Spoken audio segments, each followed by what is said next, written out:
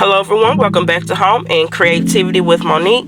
Today I will be sharing with you a fried fruit pie recipe that is inspired from using empanada dough. So this recipe was inspired from my previous video a year ago that I made beef empanadas, and you're using the same kind of dough but using a different filling. So you can use this dough to make whatever kind of meat pies you want or whatever kind of fruit pies that you like, and it's very simple. So basically you're just going to cut up your butter.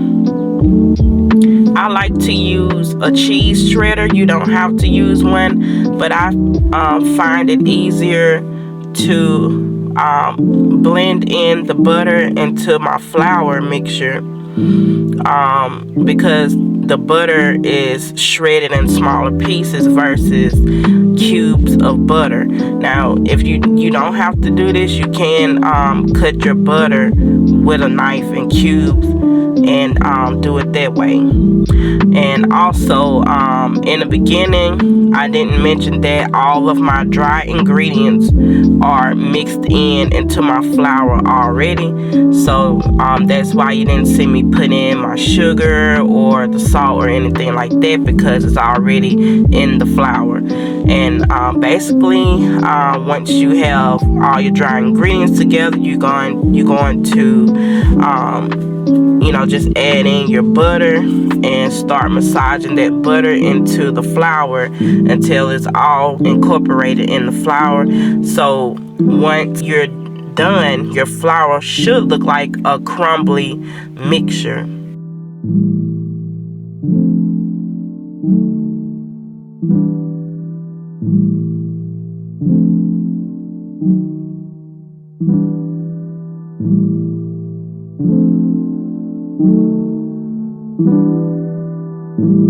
So now it's time to add in the water. So this part gets a little messy because once you start to mix the water in with the flour, of course your hands are going to get kind of gunky with sticky flour dough, but you're going to continue to massage this dough until you form a dough ball such as this. So I set that to the side so that I can get my fruit filling prepared. So I will be doing a peach pie and also an apple pie. So I bought canned apple pie filling, and this is very simple. I'm just going to just transfer this into another bowl, and I'm going to mix in a half cup of brown sugar and maybe a teaspoon of cinnamon.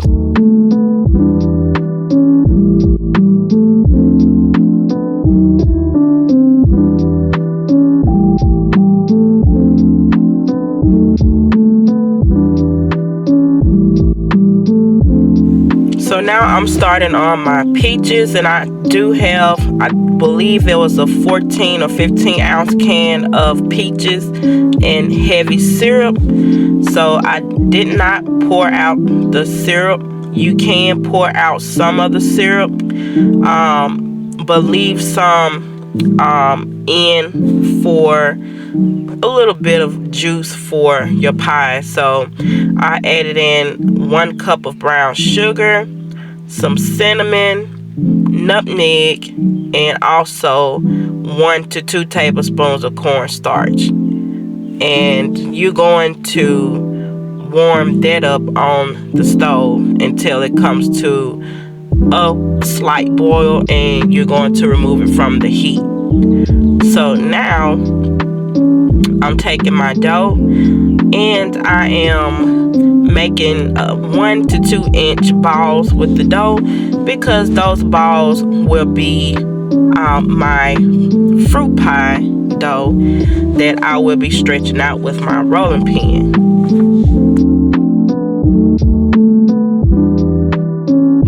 You may be wondering how many fruit pies can you make with the dough. And I believe it depends on how big you make your dough balls. And normally with me, I can squeeze out about 6 to 8. You can maybe even get about 10 pies out of your dough. But you know, as I stated before, I believe it depends on how big you make your dough balls, or how much you can make that dough stretch for how many pies that you want. So basically what you see me doing here is trying my best to make a circular shape for my pie dough.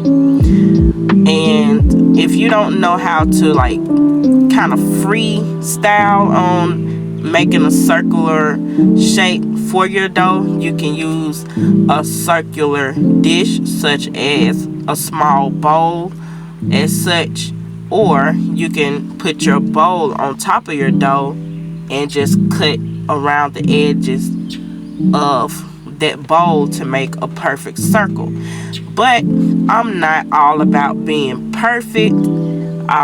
If I can make my pie look close, kind of close to how in fruit pie or empanada look, then I'm good with that, because all that matters to me is the taste, and to me that's it. You know, I know presentation is also important as well, but when you cooking at home for your family, I'm pretty sure your family may not exactly care if it looks like a perfect empanada. So yes, mine may have came out a little ugly, but trust me, it tasted far from how it looked it, and these come out so flaky and crispy that you will want to make more. So I'm just gonna get finished making both apple and peach pies. Once you get through making up your pies, it's very important to put these on a parchment paper lined cookie sheet, and you're going to freeze your pies for up to an hour to 2 hours. And this is very important because you want your dough to harden, and you want your filling to set, because you don't want to immediately fry these after you made these up, because the dough is like super soft and stretchy, that if you put it in your oil, it may break apart and all your filling will come out, and it'll be a disaster. So make sure you freeze these after you made all of your pies up for up to an hour to 2 hours.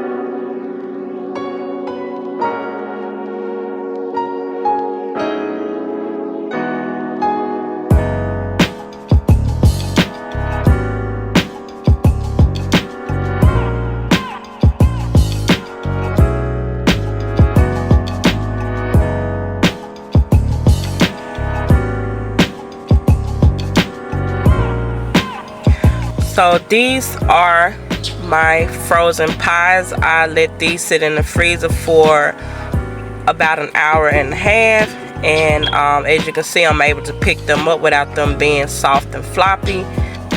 I also want to mention that you can make these fruit pies ahead of time, and you're going to freeze them. Once they are frozen, then you can place these inside of a freezer bag, and you can fry these up at any time that you have a sweet tooth. So now I will be making my glaze and my cinnamon sugar mixture, and I have my wired rack out, and I have my vegetable oil warming up on the stove. And basically you're just going to place your pies in the hot oil, and it doesn't take very long at all. This may take about maybe 3 to 4 minutes for the pies to cook, and you're just cooking the dough to a golden brown color. Once you reach that golden brown color, then your pies are done. You can go ahead and put them in your cinnamon sugar, and also you can put your glaze on top.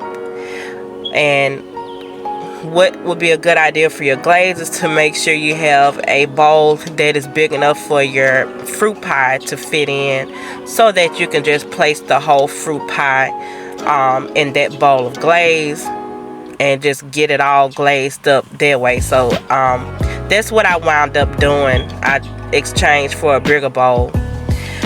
But you guys, I fried all the fruit pies, and this is how they turn out. Like I stated before, they're not the prettiest looking things or the prettiest presentation, but this is just to give you guys just an idea of how you can make your fruit pies. I'm pretty sure you will figure out how to do this way better than how I did it, but I'm fine with how they came out. My family was fine with how they came out, and that's all that matters. So I'm just expressing an idea here that this is something simple and easy that you can do for your family if you would like to.